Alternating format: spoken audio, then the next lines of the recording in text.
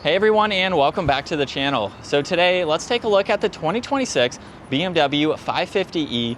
This model's finished off in oxide gray metallic, and the MSRP is just over $81,000. This model has the M Sport Pro package along with the premium package too. So we have a lot of nice options for this particular plug-in hybrid.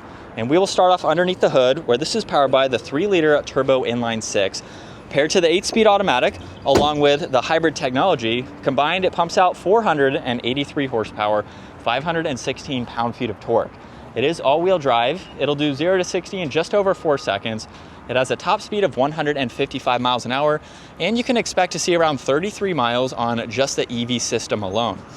Now up front, this particular model has the illuminating surround for the kidney grille. There's a camera, a sensor for distance pacing, active grille shutters, and plenty of cutouts in the lower section to provide cooling to all the components up front. There's also a dark housing for all of the LEDs to blend in nicely with that front end. Now this also has a two-tone design for the M Sport wheels. There's the blue M Sport brakes, more gloss black for the side skirt, and then a two-tone design for the power folding side mirrors. They have the camera and a turn signal. There's gloss black for all the window trim with 5 stamped in the back, and then the fixed glass roof, which has that gloss black accent to match very nicely. This also has the flush mounted design for the door handles. Now in back, there's the gloss black spoiler, backup camera, dark housing for the LEDs, all the parking sensors, and then gloss black for the bumper. Now you can use the button on the key fob or the electronic release underneath to gain access to the cargo space. Now you can fold down the back seats. There's no storage underneath the floor, but you have a pretty good size. There are some battery components hidden underneath here, but it still gives you a good size to place in items. And then you have 2 buttons up top where you can close and lock the vehicle. Now if you do lock it, there's no proximity door handle on the back door handles, so you just have to grab up front or use the key fob.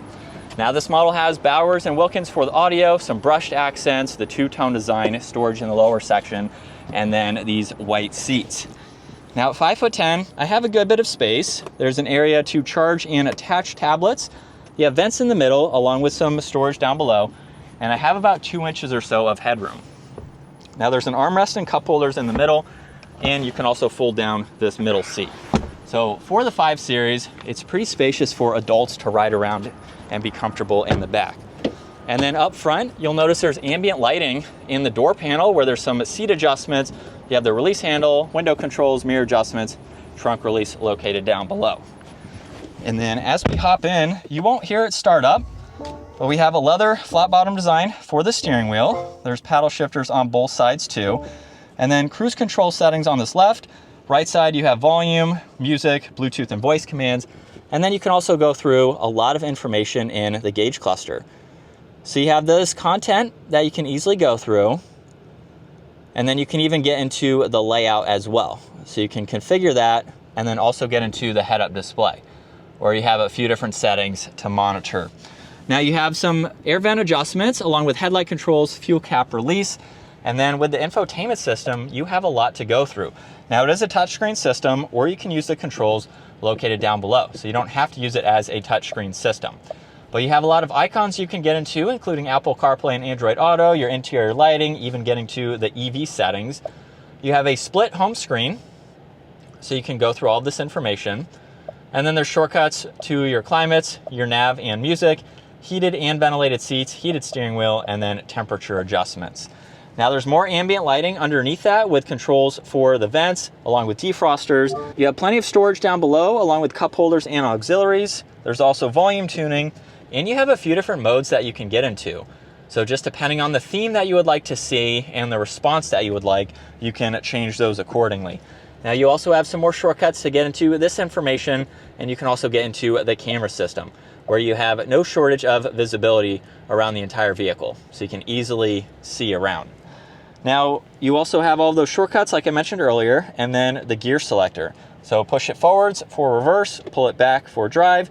One more time is sport mode for the paddles, and then the e-brake is just behind that.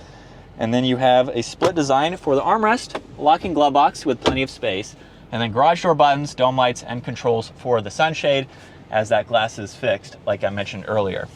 And then here's a look at visibility where you can see over both shoulders. So still in sport mode, second gear, here we go. and just a mild acceleration. This has plenty of power. It does weigh a little bit more, but it has plenty of power to get it up and move. And again, paddles are very responsive too, so you have those to use in a straight line.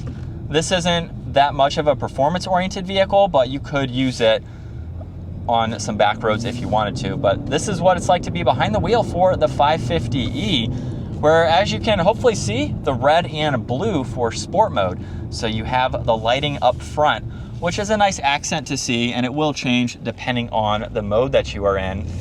But a very nice luxury-focused sedan from BMW. And seats are very comfortable too. At my height, I have about 2.5 inches of headroom, and this is a height adjustable seat. So you do have that if needed, if you are taller than me, just to make it that much more comfortable. But super smooth, well-refined feeling. The 5 Series is a little bit more on that luxury side, especially when you compare it to even an M Lite version. You could go with an M5, obviously, which is going to be a lot more expensive and highly performance oriented. So if you're just looking for a nice luxury focused vehicle and you want the plug-in hybrid technology, it's a perfect option to go with. One of the few plug-in hybrid sedans from BMW, and very comfortable and refined. So that is going to wrap it up for the 2026 BMW 550e. Once again, huge shout out to Hendrick BMW Northlake for providing this for me today. Take a look at their website, give this video a huge thumbs up if you enjoyed it, and consider smashing that subscribe button so you can stay up to date with our daily uploads. I will see you all in the next video.